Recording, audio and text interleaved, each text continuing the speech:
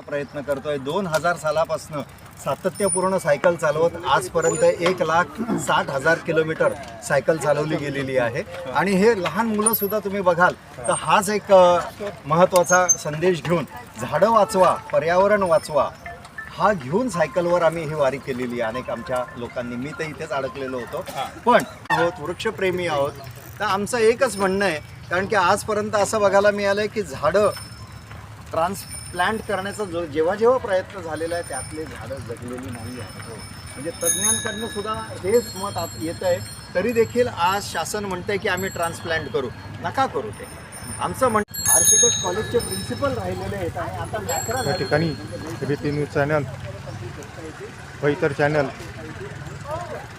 Nashik nature झाडे वाचवासाठी आलेल्या संघटनांचे त्यांचं काय म्हणणं आहे संघटनांचं याविषयी जाणून घेत आहे.